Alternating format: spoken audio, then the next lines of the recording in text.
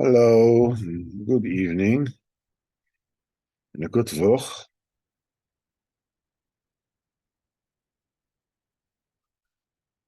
So, Baruch Hashem, we start with Sipur Baal Shem Tov. Once they asked the Baal Shem HaKodesh, why is it that a person can find himself very, very close, very much in the service of Hashem? And a person knows that he's close to Hashem. And in the middle of his dveikus, in the middle of this feeling of closeness, of sometimes a person stops and falls off, and he's very far from Hashem. Why is that? So the Baal Shem HaKodesh said, he says, I'll give you a mashal, I'll give you a parable. When a father wants to teach his small son how to walk, so the father takes his son and he puts him before him on the floor, and he holds the baby's hands so that he won't fall down. And the baby, takes a baby step, this and that, like a little bit like a drunken sailor, when he's holding onto his father's hands. And when the baby starts to walk by himself, so the father takes himself back each time more and more, so that the baby will go and come closer each time to his father. And it is through that the baby learns how to walk well. Because if his father wouldn't walk back and put a distance between him and the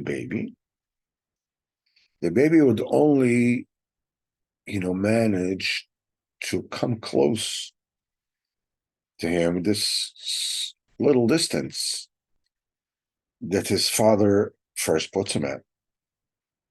But the minute his father retreats, the baby walks more and more. That's the way HaKadosh Baruch Hu deals with his creations. When a person gets excited and he gets into a fervor, if Hashem Yisbarach wouldn't get further away from him, his fervor wouldn't be, his dveikus wouldn't be in such great force and in perpetuity. But the minute that Hashem Yisbarach steps away from him, puts a distance between them each time, a person needs to strengthen himself every time, like the baby that wants to get close to his father.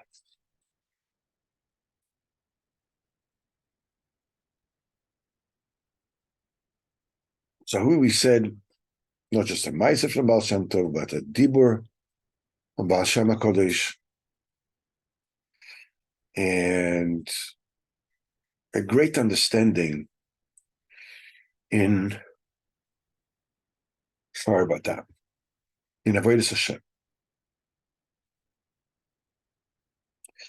A person gets a great insight into Avodas Hashem. There are two things that we need to learn from this.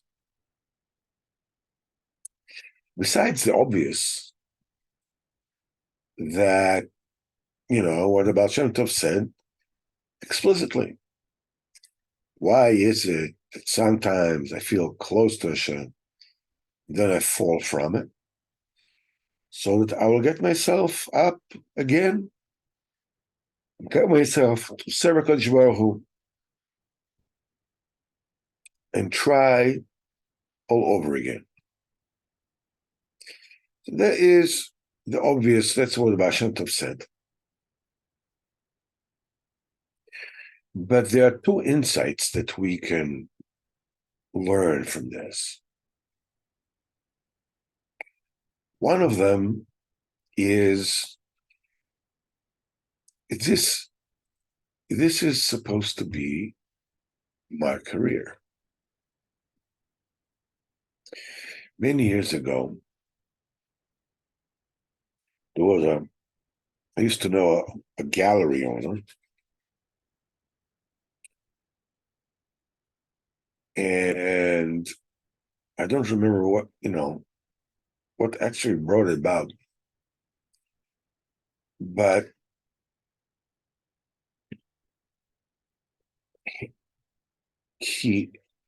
maybe I said to him that making a living as a painter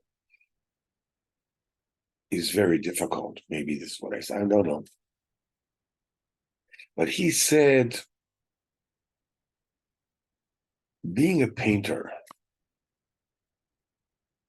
is not a job. Being a painter is a life. A painter lives the life of a painter. He's not somebody who is working at a job to get paid.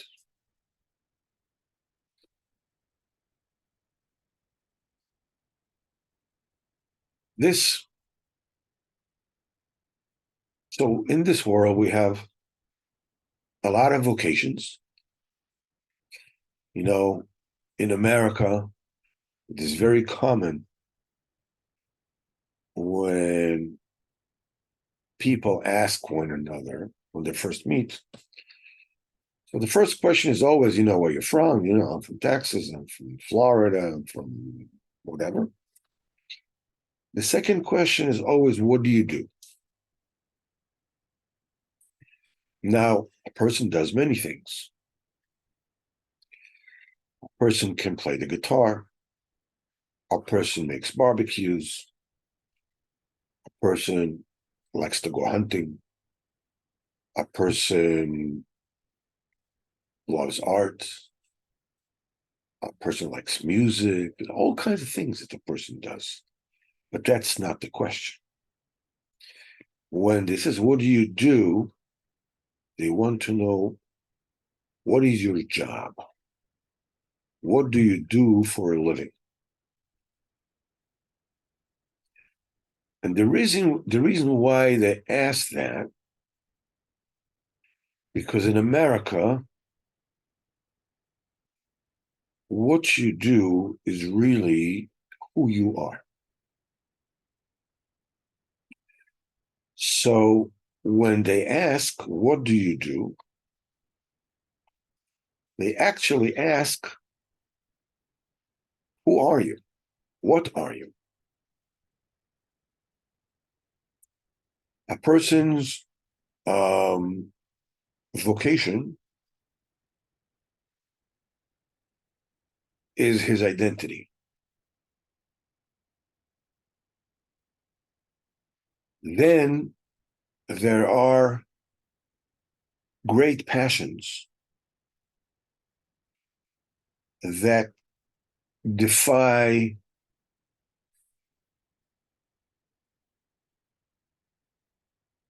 I don't know, having a job and doing this and doing that.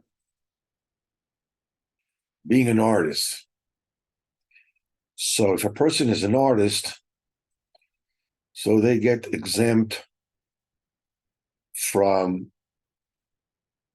having to have a job and say, I am chief operating officer of a $3 to $5 million company. Then he says, okay, that's not bad. And if a person says, I'm a chief financial officer of $100 million business, oh, wow, then he's a bigger thingy. A person gets exempt from that if he has one of those excusable life passions. He's a painter, he's a musician, he's a writer. Again, there's a difference between somebody who writes for Americans and then somebody who is a published writer. Published writer, it's a whole different kind of game. But the thing that combines it all is that, especially in America, what you do is who you are and what you are. Because Americans are doers. And they see everything from the point of view of doing.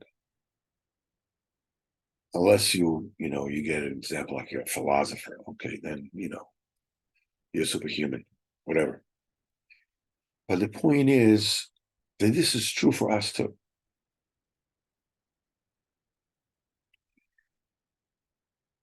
A person can look into Avodas Hashem as, it's part and parcel of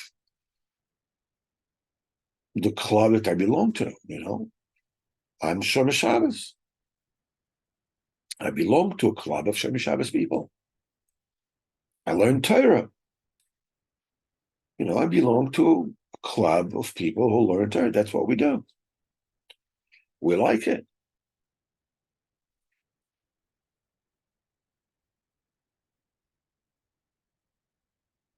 But the Baal Shem Tov here said, Kodesh Baruch Hu gets further away from you is for you to practice walking, get yourself up to Avodas Hashem each time all over again. He is telling us we need to look at Avodas Hashem through a different lens. Avodas Hashem, it's not, that's my job or, that's the club that I belong to. Avodas Hashem is everything that I am. It's what I do, but it's not just what I do, it's who I am. I remember that the thing that was very obvious to me all those years ago when I first came to Bnei Brak as a young Baal Tshuva, and I got into the Breslov Medrash.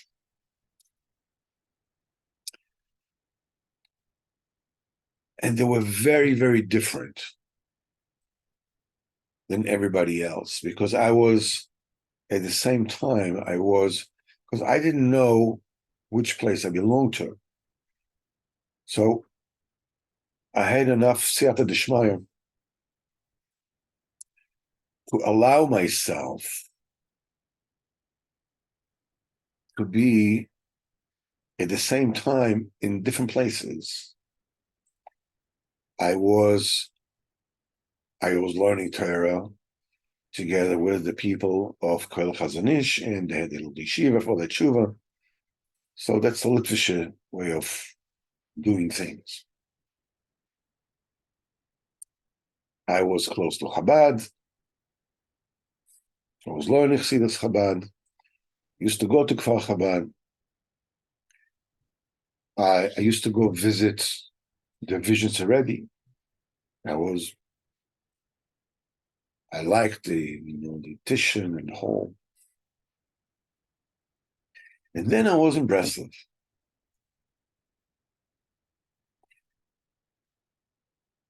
at the end, I decided to stay in Breslov, even though, to be totally honest with you,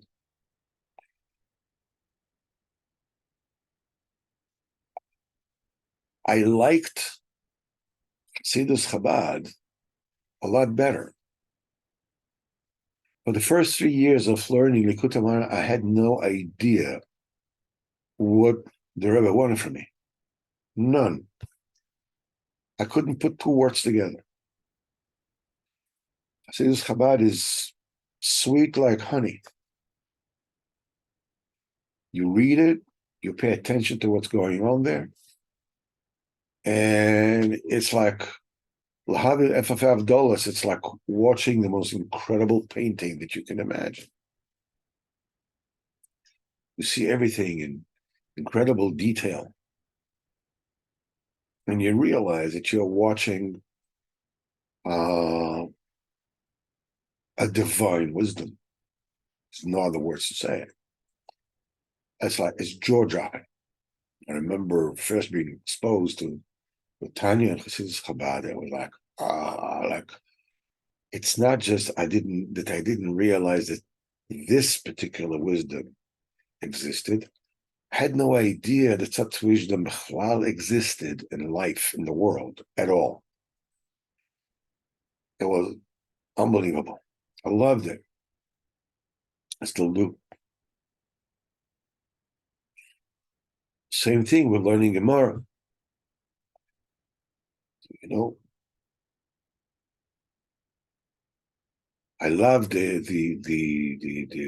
warmkeit, the warmness of the embrace, the inclusiveness of being in visions and being together with the.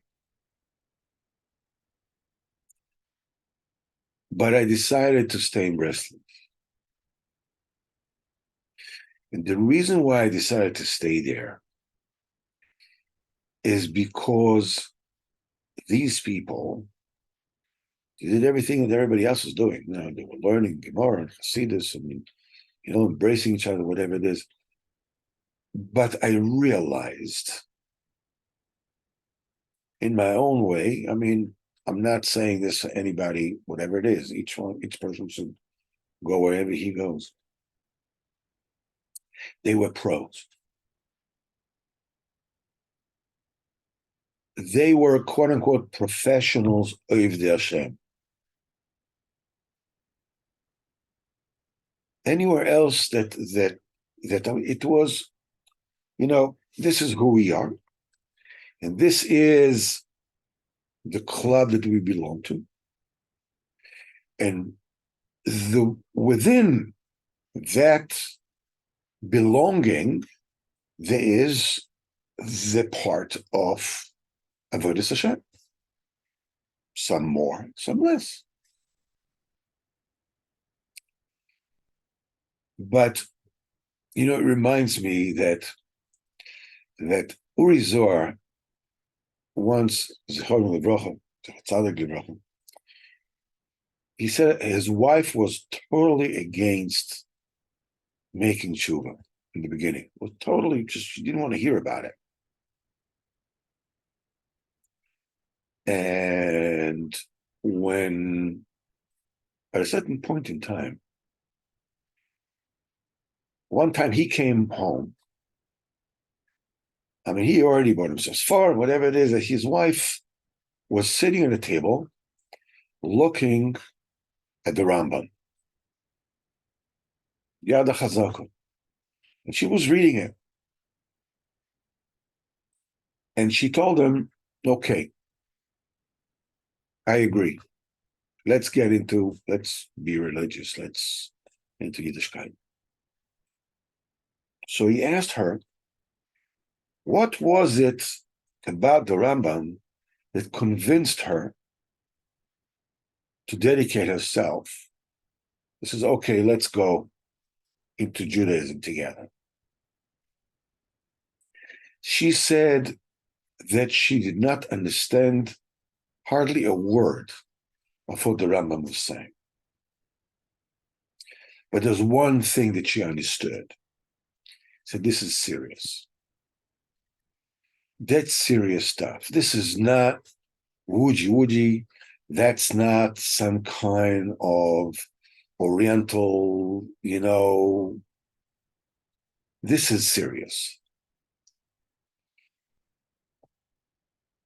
So, in other words, you're not going crazy. You're not, going after, chasing after dreams. No, this is serious. This is pro stuff. In other words, what you're trying to do is serious. Okay, I'm with you. When I saw Rabbeinu's people used to daven vasikin, the Chavru said, Nachum Galinsky said, we used to come wake each other up. Chatzos. I would come to wake him, he would come to wake me, knock on the door, used to go to the mikveh. Afterwards, we used to go. There was an orchard, an orange orchard. Like in Bnei Brak today, it's all built up. It used to be an orange orchard. We used to go there, you make us this. Then we went to Sichos Haran, daven vasikin, with the Nates. And I remember the people. There were greater Talmidei Chachamim elsewhere. We call Chazanish. Reb Chaim Kanievsky. These are all the people that were there. There were still the people with the Talmidim of the Chazanish was still alive at that time. The Stipler lived right across me. Big people.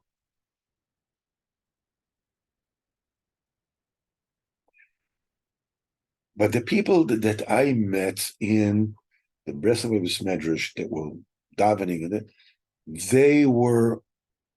it was their thing. It was their life. It wasn't just, it wasn't a place that they belonged to, but this is what they did. This is who they were. They would come to the Medrash, and there was one person, standing there, and even before he put on the talis, he's already going boxing with the Sichos Haran. It's like, standing there before you make a bracha, all of a sudden, batzitzis. Another person, had illness in his legs. I don't know exactly what it is, and his legs were wrapped in I think in bandages. It wasn't bad. I think it was elastic bandages. Because and he couldn't stand. He took it off when he went to the mikveh. He couldn't stand, and he was standing the entire davening. It's not because necessarily that, yes, is a tzaddik of Ingeman, yes. But the point is, it was serious. This is our job. We are serious about it. That's what Hashem is saying. You're close to Kodesh Baruch Hu, and suddenly you fall off.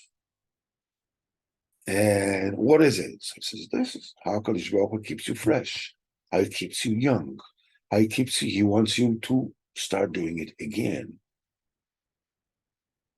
This you're telling only to somebody that this is his career. Serving a Kodesh Baruch Hu is what he does, it's who he is.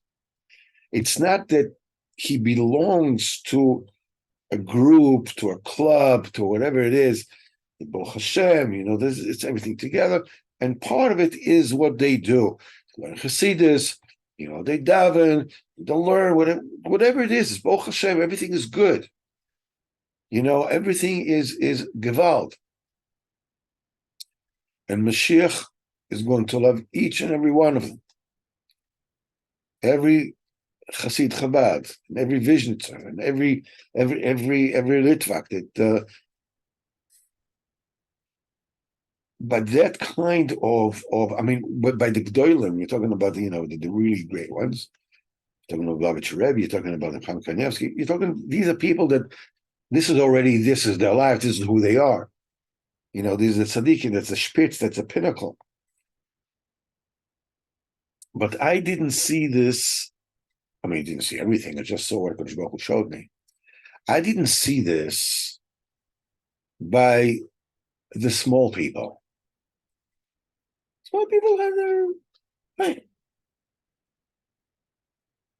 Later on, the Kodesh Baruch Hu threw me out of that little cocoon of these super intense, super dedicated Ovdei Hashem.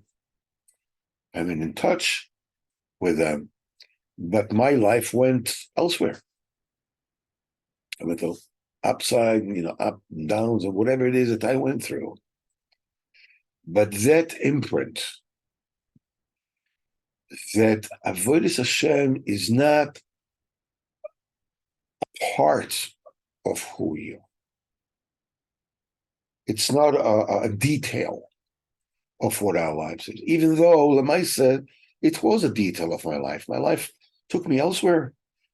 It's a job and this and a career and raising a family, whatever it is was involved. But that imprint it's serious. This is what it's about. Don't kid yourself. So now, B'ezrat Hashem, we'll go into, we'll share a Sichos Haran, speaking about Rabbeinu HaKodesh, speaking about tzaddikim, is elevating the mind. And not only this, but it brings about the koach of the tzaddik that we're speaking about. And it helps us elevate the mind and get us excited about Avodas Hashem. So we're holding by chapter 186. It says, a few things we saw with our own eyes, that Rabbeinu Zichron Livrocha told us that things are going to be a certain way, and that's the way it was. One time, during the Sesame Tshuva, Rabbeinu said that this year there will be illnesses, plagues or whatever. This is the year Taf Kuf Samach Zayin. Taf Kuf Samach Zayin is, I think, 1797, I think. No. It was 1807. When he came out of the mikveh in Erev Yom Kippur, he said that he was holding his head to see if he was still alive. In other words, because of this, the fear that he felt because of those plagues that were coming into the world of Haman. And he says, and this is what it was. That year, there were plagues, and one year there was inflation in the world. In 1 year. And then during the summer, when the crops of the field, grew up, it seemed like, that there was, the economy was improving and things will be cheaper. Rabbeinu said it won't be cheaper that year, but this inflation will last for 2 years. He says that's the way it was. The second year afterwards was also, things were expensive. And at the end of these 2 years, things became cheap again. And then that's the way it used to be in a few things. But that we already said that it's not what we want to do is to tell Moifsim from Rabbeinu's, because that's not Rabbeinu's praise. Not only this, but Rabbeinu was forbidden, to do moifsim on a regular basis, as Rabbeinu said himself. It wasn't allowed for him to, because if it would have been allowed for Rabbeinu to do it like it was allowed to Baal Shem Tov, but Arizal, there wouldn't have been any Bechira left. So we only were able to see a few moifsim, a few miracles here and there, where he told the future, where he did things, whatever. But even though Rabbeinu was crystal clear, he read the world was open to him. Everything that it's going to be, not only this, but everything that's going to be in a long time, the way it is seen to anybody that is looking well into Rabbeinu's words, that everything was concealed and completely, under wraps, as it were. And that's why we're not really talking about this to such extent.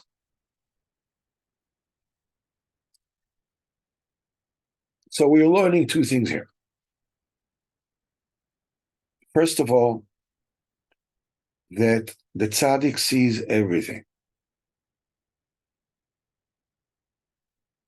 There are certain things he's allowed to say, and certain things he's not allowed to say. The greatest praise that HaKadosh Baruch Hu says about Moshe Rabbeinu, he says to Miriam and Aaron, he says, he sees the picture, the vision of Hashem. I speak to him mouth to mouth. But the biggest praise about Moshe Rabbeinu, he says, he is totally trusted in my entire household. Kadosh Baruch Hu is saying about the tzaddik emes, he knows everything in my household. He knows everything that happens. He knows everything that happened. He knows everything that will happen. From the very tip, the beginning of creation, until the end of time. A tzaddik knows everything. But that is not his praise. His praise, he is a ne'eman. He's trusted. He's faithful. He's trusted with everything in my household. Which means he's trusted to say that which needs to be said and not to say what he needs not to say. That's the biggest praise of the tzaddik. It is incredibly important for us to understand that. The tzaddik emes knows everything. While he's alive and after he passes away. Remember that when the Lubavitcher Rebbe, Zeratz Halev was alive, so, I was going around in Chabad. So when I spoke to them in Breslov, and in Breslov I spoke about Chabad, whatever it is, I didn't know the word. And they said that the Breslov is not, is not where it's at because you needed a live Rebbe. Today they already know that the Rebbe is alive even after he passes away. Okay.